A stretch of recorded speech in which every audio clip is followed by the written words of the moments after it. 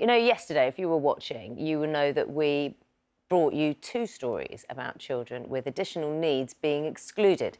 Now, the first was a group of parents at a primary school in Aberdeenshire who were offered a choice of class photographs with or without children with complex needs in them. Now, one parent, Natalie Pinnell, told us how shocked she was to receive that email.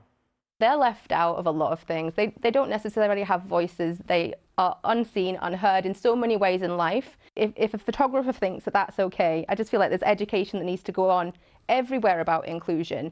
And it doesn't give me hope for Erin, you know, navigating life well, if this is, you know, the way that people accept that, sorry, they can be treated.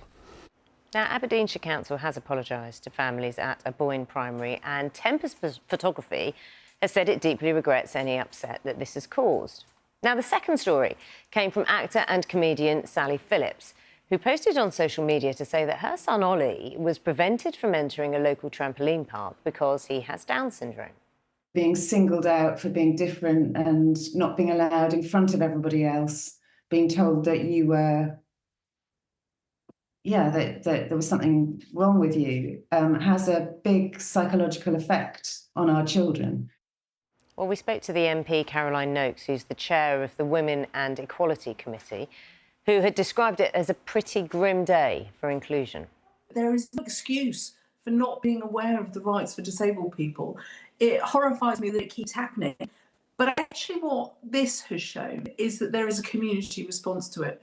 The other parents at the school in Aberdeenshire wanted those children to be included in the photographs, and it's absolutely right that we make our society as inclusive as it possibly can be.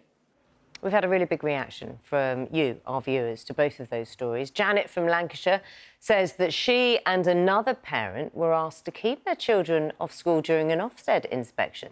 She also says their children were excluded from pictures and school trips. Now, Carol from Yorkshire says many years ago her daughter wanted to donate blood, but was refused because she was visually impaired and unable to read the declaration. She says her daughter was made to feel like she wasn't good enough, so neither of them have donated blood since. Yvonne got in touch to say her daughter, who's now 40, who lives independently with minimal support, has a job and is a fabulous, in her words, tango dancer. Yet not so long ago, someone pointed at her in the street and said, "Look at that." Yvonne says, and we think we're in an inclusive society. Do keep in touch with your own experiences of exclusion, both negative and positive. More than 250 people have been heading to the dance floor earlier this week. They had an inclusive night of clubbing for those with special educational needs, and our reporter Beth Parsons has been checking it out in Halifax. The Acapulco nightclub in Halifax, often affectionately known as Acca's.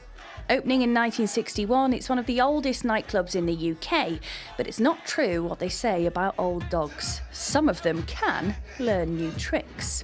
Let's have some fun! This week, around 250 teenagers and adults celebrated Easter amongst smoke machines and the disco lights. Have you ever been clubbing before, Luke? Yes, well, I've been on holiday. And why do you like it? Trying new music, seeing what the DJ does, and because I'm hoping to be a DJ soon. Are you picking up some good tips tonight? Yeah, I don't really like dancing, but if I have another drink, I might dance a little bit. I love it here, it's really good. I see my friends. Are you good at dancing? Yeah. She loved it. Absolutely loved it, didn't you? Danced away. Many of the clubbers here have special educational needs, and going out sometimes isn't possible, yet alone actually fun. But this event is different. It's the second time it's happened, and it's the brainchild of somebody who worked with children with a range of additional needs, who saw that something was missing. I used to work at a special needs school, Ravenscliffe, and it was always a bit of a joke that we're going clubbing at the weekend, or we're doing this, and I thought, well, actually, some of these young adults won't actually experience it. So luckily, I'm friends with Simon that owns the club, so it was just, let's do it. What's different, Simon, about tonight to any other Saturday night at Acca's? We keep the music a little bit quieter. We don't have as many flashing lights. We have a little bit of flashing lights. We put out the smoke machine so they still get the atmosphere. And we don't normally have people walking around in bunny outfits, but it is Easter. Oh, and there I am joining in with the Macarena. Trust me, the dance floor was a very happy place to be, something that Acca's resident DJ loves to see. My son's autistic as well. He's actually down there tonight, and he's having the time of his life at the moment. I think it's beneficial more for not just the children or the people that are being cared for, but the carers themselves, because it's so hard to get time off with your own children. And something like this, in an environment like this, it's just so much fun, and it's safe as well. Now, I've heard that a night at Acca's is a rite of passage for people in Halifax, and it looks like this lot have definitely earned their stripes.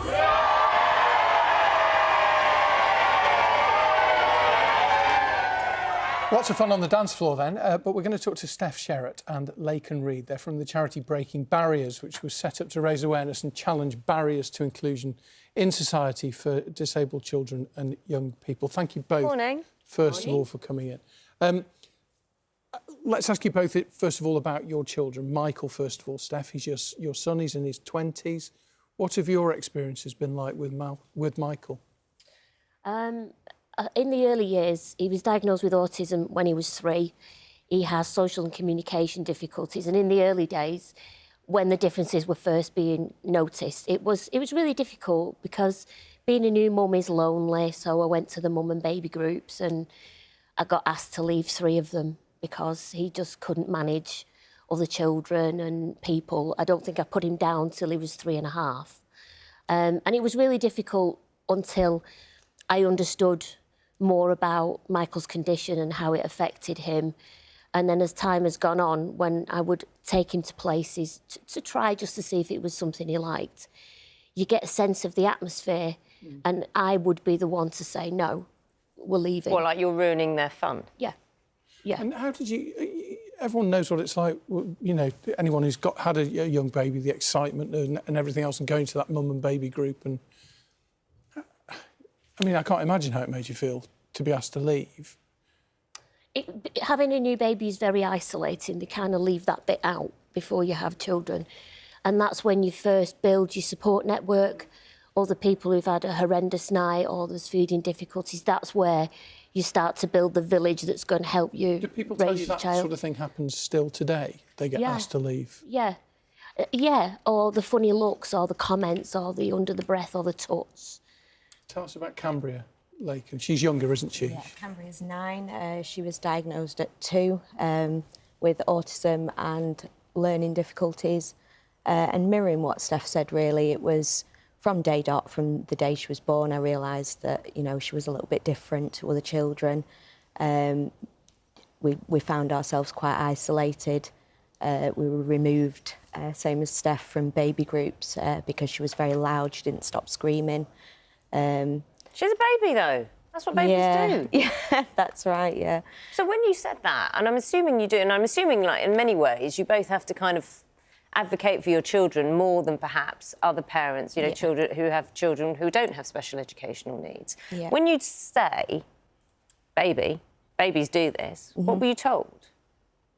That we were upsetting other people and making it setting off other children. But the same as Steph, I also removed us from those situations because I felt like, you know, she didn't deserve to be outcasted for being a bit different. So what was it like as Cambria got older? What other incidents might have made you feel this is becoming more and more difficult for her to live kind of a life with other in society? She struggles to cope day to day in everyday settings, which is quite difficult. We spent quite a long time not really leaving the house, but in the recent years she has been a lot better. We've been able to access things in the community. I know there was an incident that happened when she got on the bus. And this to me, I mean, she's young, so this is recent in terms, you know, she's only 9 now, where she got on a bus and she wanted to sit in a certain place to feel safe and to kind of be comfortable about what was going on. Can you just tell us what happened? So a special interest was getting on the bus because it was something that she could manage, and she felt a lot of pride in being able to do that. She enjoyed putting the money in the tray and getting the ticket, and she'd sit behind the driver. Now, she stims when she's comfortable, so she hums. She makes a humming sound, and it's quite quiet. It's like a cat purring. You know, it shows people that she's happy. And we were sat behind the driver, and the driver was annoyed by the noise and asked us to move. So I just said to him quietly, I was like, she has to sort of sit here. It's very obvious that she's got additional needs. Right. And he said that we had to get off the bus if we weren't going to move. Now, I couldn't move her because that's not how it works. She would have been upset. So when you did move her, what happened?